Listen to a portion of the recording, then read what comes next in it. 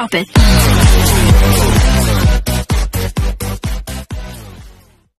Good day mga ka-sports natin dyan. Para sa mga fans ng Creamline Cool Smashers, congratulations sapagkat nanalo nga ang inyong hinahangaan na Creamline. Naging maganda ang labanan nga ng Petrogas Angels at ng Creamline Cool Smashers. Pagkatapos ngang matalo ang Creamline sa second set at third set ay bumawi nga itong si Tots Carlos sa fourth set. Nasa bench si Tots Carlos mga ka-sports natin dyan ng mga laban na yan.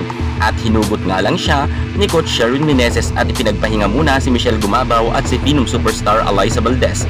At ang ibinabad na lang sa loob ng courts itong si Tots Carlos at itong si Bernadette Pons. At ngayon mga ka-sports natin dyan, may katulong na nga si Gemma Galanza kung saan nga talagang binomba ng mga malalakas na powerful spike ng ating Tots Carlos ang Petrogas Angels. Pamatay sunog talaga si Tots Carlos dahil nga ang Angels panalo na sana, nabokya pa nga ng Creamline Cool Smashers. Pero napahirapan nila ang Creamline mga ka-sports kahit sabihin natin na natalo nga ang Angels, pero kitang-kita naman natin na hirap po ang Creamline Cool Smashers sapagkat mukhang pinaghandaan talaga ng Petrogas Angels ang laban na ito ngayong gabi. Pero syempre mga ka-sports natin dyan, defending champion ang Creamline Cool Smashers at hindi ito basta-basta ibibigay ang pagkapanalo nga sa kupunan ni Aiza Maiso Puntillas.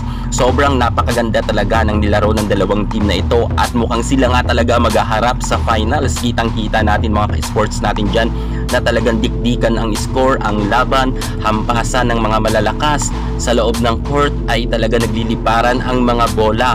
Talagang hindi rin nagpakabog dito ang kupunan nga ng Petrogas Angels. Inilaban talaga nila to hanggang sa dulo kahit sabihin natin na 14 at 11 na nga ang score at match point na nga ang Creamline Cool Smashers. Naitawid pa yan or naidikit pa ng Petrogas Angels nga sa score na 13 at 14. Pero syempre ayaw na talagang pakawala ng Creamline. Kumbaga inutakan na lang sila ni Tots Carlos at nag-drop ball na nga lang ito sa kanyang last nga na spike. At eto nga mga ka-sports natin dyan, tinapos na nga ng Creamline Cool Smashers ang laban nila kontra sa Petrogas Angels.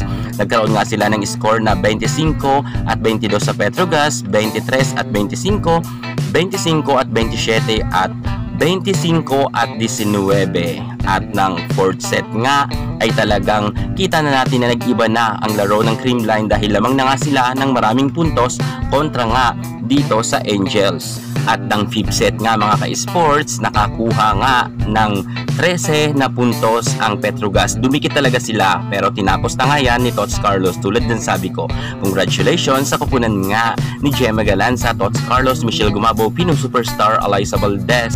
At syempre nariyan pa nga si Bernadette Pons at ang mga magaganda nga na set nga ni Kyle Negrito kung kaya nga nanalo sila. Syempre Ella De Jesus rin, grabe rin ang kanyang floor defense. At undefeated nga mga ka-sports natin dyan ang Creamline Cool Smashers at wala pa nga silang talo kahit isang beses. Congratulations muli sa Creamline Cool Smashers and Good Vibes team. Yan muna ang pinaka-latest natin sa mundo ng volleyball. Thank you so much. God bless.